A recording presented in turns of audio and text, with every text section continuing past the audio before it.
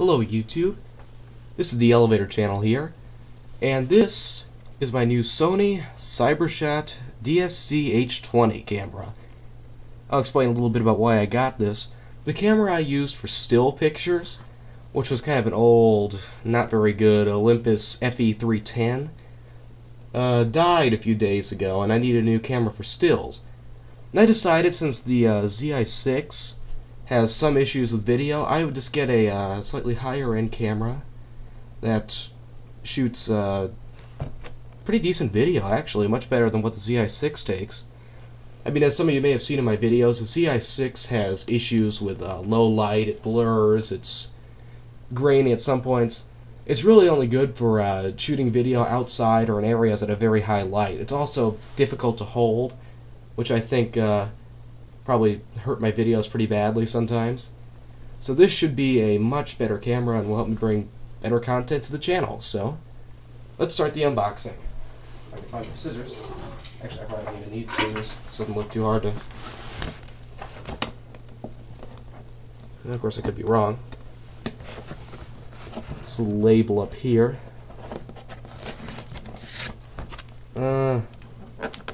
Okay. Cheap label. This is stupid. Okay, you know what? Maybe I should just get some scissors. Could have made this a lot easier. There you have it. Oh, I should show you the box before I take the whole thing apart. All the sides of it.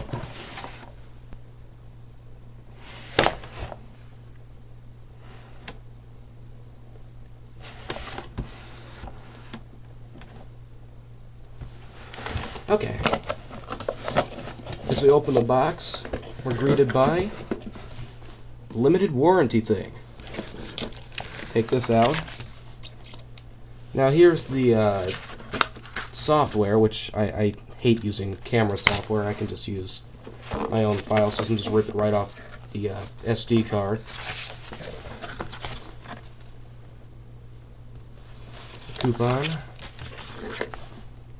Coupons, and here is the owner's manual.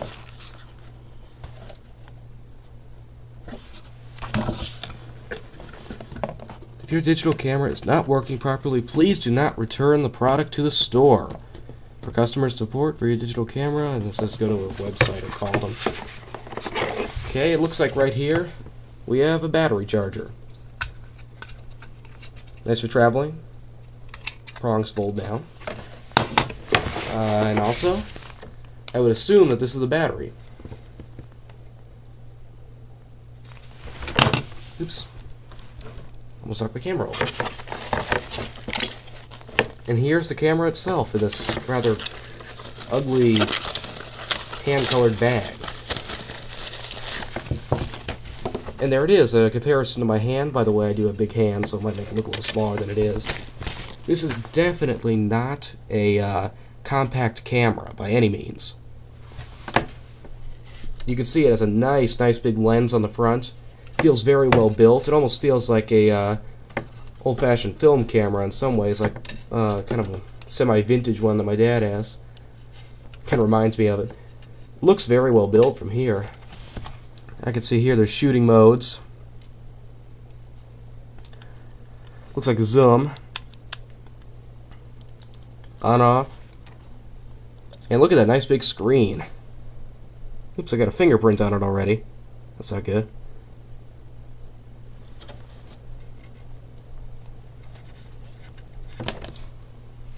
So there's the camera.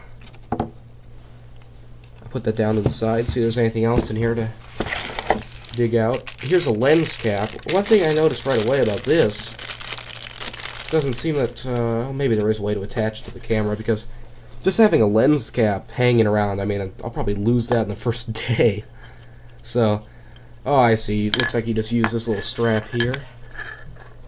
Probably take it through this little thing. Feed it through. I always hate doing these things. One thing you might notice about the ZI-6, what you may have just seen there, another problem with it is that it's a fixed focus camera, so if you go close into anything, it blurs, so that's why this Sony is definitely a superior camera. Image stabilization, easier to hold, better videos. And I cannot get this there. See? Now that I have this through, you just basically put the lens cap through that, pull it. Now the lens cap is attached to the camera. That's better. I wouldn't like having it just hanging around. See?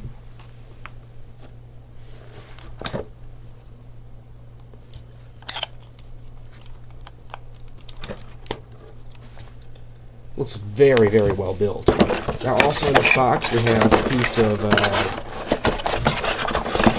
thick paper stuff. I'll turn it to styrofoam there, but here is a bunch of cables. Oh, here's something else you can also attach to that that little thing I just attached the lens cap to. You can also attach this wrist strap. I'd rather have the lens cap myself. And last we have a bunch, it looks like not a bunch of cables, it's just the composite video and audio. Basically what you'd use to hook it up to a TV if you wanted to look through your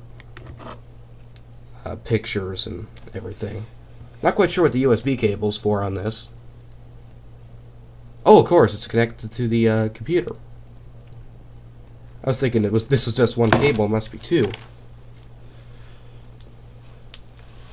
Nope, it's one cable. They combine the TV connectors and the USB cable into one cable. That's this way. I always lose the TV connection cable because I never use it. This way I won't. It's actually not a bad idea. That's one big end of the cable though. Look at that. And of course the ZI6 is blurring since I'm too close. Well, that's about all. I'm going to take a guess and say this battery is not charged, so I really can't do a test video at this moment, but later today I'll definitely try to get a test video up, and I'll put a link in the description once it's up.